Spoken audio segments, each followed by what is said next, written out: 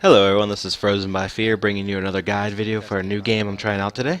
The game I'm playing right now is Infinity Wars. It's a card-based game, kind of similar to Magic the Gathering and Hearthstone, made by Blizzard.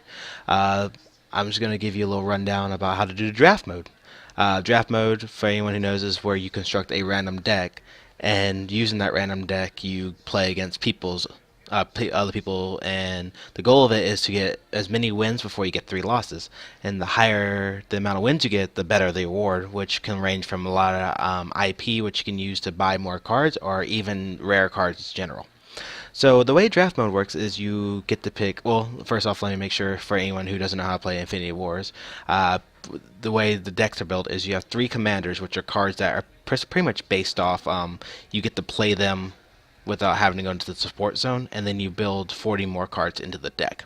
Now, the strategy I use for draft runs is I usually run two commanders under the same class with the support class. A lot of people will tell you differently. They'll say one of each, three of one. Personally, from all my experiences, I've gone 9-0, 7-0, even 10-0 a few times with this strategy.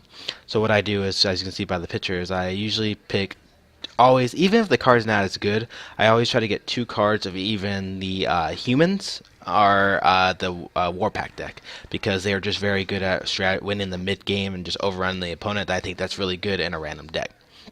So I obviously the draft mode, because it's a little bit slow. I didn't want to go to the 20-minute video of giving you that, so I just kind of pre-made one already. What I focus on is having two medium-size Warpack animals, and then just a random support one, which this case ended up being this druid. It wasn't a very good choice, but whatever. I like their supports because they have some pretty good mid-range minions, like I can't remember the name of this card right now, but the one that's 10-10 and splits into two 5/5 minions. But so like I said, the reason I like to do that is because I feel like having three of one class limits you. Yeah, you can have a chance to get the more powerful cards, but it's better to have two classes just to have a good, diverse deck to go into the game. As you can see, I'm 6-0 right now, so I'm going to go into the next game and show you just how I use this deck and kind of how the process of building it was. Now, my purpose of when I play draft mode is I kind of go for more of a minion based deck supported by spell eliminations. So, like, I like to have more of the 3 to 4 drops of minions, and then 5 and 6 drops of spells to clear the board or help relieve that early rush, especially if they have, like, say, flying minions or something like that. Alright, so we're getting in the game right now versus something I can't pronounce. Arcadius. Alright. Obviously, the best card you can get turn one is even the Wealthy Noble or the little fairy thing that gives you +1 resources every turn. That just is just amazing. What's he got? Let's see what he does. One thing you always should do when you start a game is you need to look at your opponent's commander cards and figure out how they're gonna play them. This is one of the best cards because every turn you pretty much can just give one of your teammates 3/3. Um, I feel like his other two cards are kind of a waste for Commander. Yeah, they're good cards to buff up and get out there, but these are better just having your deck. He didn't get a good draw at all. Alright, so the purpose of this deck is to get early map control and keep it using spells and elimination cards. So, just play a little rat. One of many. I don't know about you guys, but when I played the campaign, this little fucker gave me a lot of trouble because he just plays like 40 of them and they give the support lip buffs. It's annoying as hell. But, like I said, so the point of this, just get this. Now, one thing I usually always do is I believe that anytime you waste resources is bad. So even though I have one resource and bring this out is dangerous, I always like to use my resources to the maximum. Why didn't I play this card this turn? You know, I probably should have actually, now that I mentioned it. I always forget about that one, but we'll be fine. Nothing I can't handle. Early damage against you is not a bad thing. It's actually, as long as they don't get you below 50 by turn 6, you should win most of the time. If you have this kind of deck, a medium mid-game deck. But anyway, while I'm waiting for a turn, the focus of this deck is really to have about, out of the 43 cards, about 20 minions, about anywhere from 6 to 10 damage, and then have buff cards, support cards, and elimination cards for the minions in their deck. And what I mean by that is, let me see what he does real fast. Da, da, da. So like this is a strong, like this card here is probably the best card in the game. It's 12/12 minion for 5 mana. Plus when you play it, you can enrage it, giving it 4/4. Which, and also on top of that, besides it being a 16/16 minion, you can eliminate another card for free. So obviously I'm going to play this now and get rid of this card. Da, da. Now a lot of people will try to keep your minions alive. Oh please don't! Damn it, he got the first move. Move order in this game is just fucking OP. His little flying thing's gonna rape me. I should have shot it down. That was big time my mistake, but you know, I think I'll be fine, so we'll see how it goes.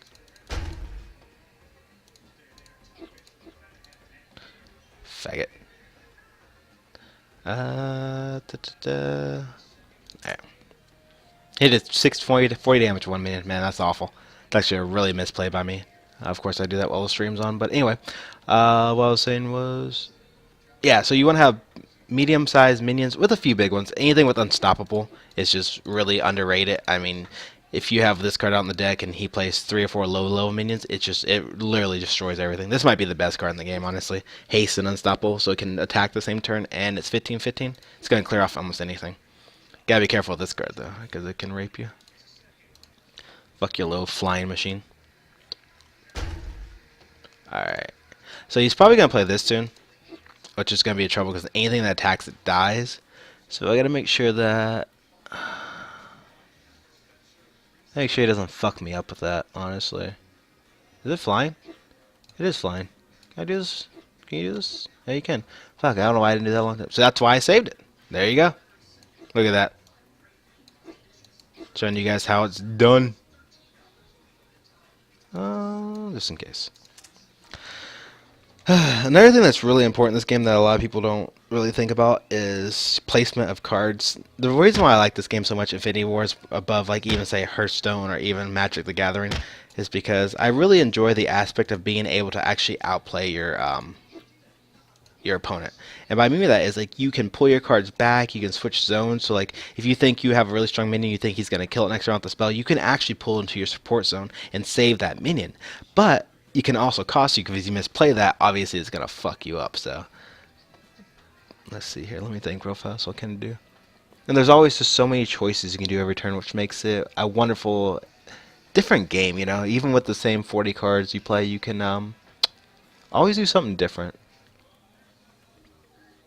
He's definitely going to play this in defense zone, so he's going to have a 424 that's going to do a lot of damage. So I'm probably going to do is this, enrage this. That would be 11/11. I want to make it so we're unstoppable where he goes through them all. Play this afterwards just to get it out. See how this does. See how this does. Another thing I really like about the card game is the animations are really fucking cool. Fuck, man. I 1 damage too short of getting what I wanted. Should thought he was gonna... Having that card as a commander is just stupid. It's almost kind of OP, honestly. But you know what? Not gonna complain too much. There's only so much you can do about it.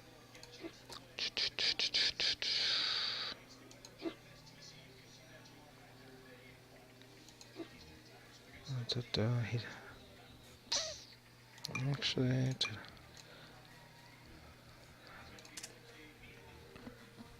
so for people who are still new to this game, the purpose is obviously to get your opponent's fortress down to. Oh man, I mean I'm doing 1 damage short every time. It's killing me. You get them down to 0, or the morale. Morale goes down by every time a card, when your card dies. You see, you have how much it costs to pay the card, and this is how much morale costs when it dies. So you got to be careful because if you have a lot of minions, you also run the risk of dying and losing all your minions. So, are both these flying? I don't really want to waste that on that, but you know what? I'm going to assume he's going to play both of these next turn. It's kind of a risk. So, but now I'll play this. Boom. Boom, baby. Let's see if I predicted it right. Oh, yeah, look at that call. Man, he got fucked there. That sucks. That's what I mean. That's why I love this game. Just by that play right there put me so far ahead. And he even wasted to give him a jetpack. And his... Wow. Poor guy. He probably hates me right now. We're going to play double these. Put this in defense zone just because. This card's OP. It's 611, but it takes 2 less damage per source. So I mean, just that. If a card has 10 damage, it only takes 8. So I mean, it almost guarantee it takes 2 to 3 minions to kill this every time. Uh, I don't know, man. I've started playing this game a couple weeks ago, and I absolutely really fell in love with the aspect of it. You have so many different cards you can play, so many different.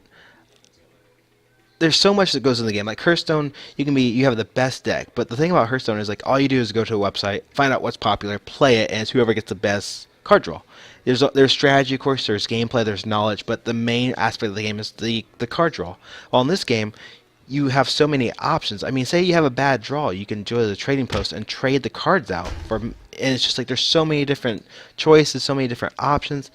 It's absolutely fantastic. You can just the way you place your minions in order they attack. It so much depends on the game. What do you even discard? My Trister Monkey. And there's like 8 different classes you can play. Each class is special in its own aspect. I really didn't expect them to play as minion there, but that was actually really smart. Uh, I don't know, man. It's probably the best card game I've played in a long time. I really suggest that anyone who hasn't played this game look into it, try to get it. It's absolutely phenomenal. It's a lot of fun. It's a lot of strategy. This is more of an advanced video for people who know partially about the game. Later, I'll be doing a video about beginner guides and everything, just trying to get people caught up to date on it. Don't need a defense card, so let me get another card. Perfect. Looking good, guys. There's really almost no chance I should lose this game, basically because he's a mechanic druid kind of deck and a defender deck. He doesn't have anything that can burst me down right now, so except I don't know what the hell that was. I probably spoke too soon, so I get for opening my fat ass mouth. What the hell do you do? No, this was this. Nope, come here. You all characters take 4 damage for 3 mana. Fuck my life. It's all good. I still win. Should. Keyword should win. Actually, I'm gonna change out my tank. I don't need 2 of them, and I get the tank again. Jeez, that's quite luck. Gonna rearrange these so my 12 doesn't die. So he has 8 and 6. He'll probably play the 8/6 first, so 6 damage, and then 2 damage. Perfect. That should be good. Oh, he played the 2 first. Interesting. That's game. GG, my friend. GG, my friend. 7-0. So, like I said, I'll play one more on the stream just to give you a hint of how this deck works. The thing about this game, though, is there's unlike Hearthstone. And for people who play Hearthstone, there's just so many cards that I can't tell you to go in an arena and build this kind of deck because you're most likely never going to duplicate the same deck twice. So what I recommend is, like I said, just go for 2, because like I said, the cards you get in your deck are going to depend on your commander cards. In this game, let me go just the cards to show you. Your cards have a little symbol up here, and that card tells you how many commanders of that class you need to have that card.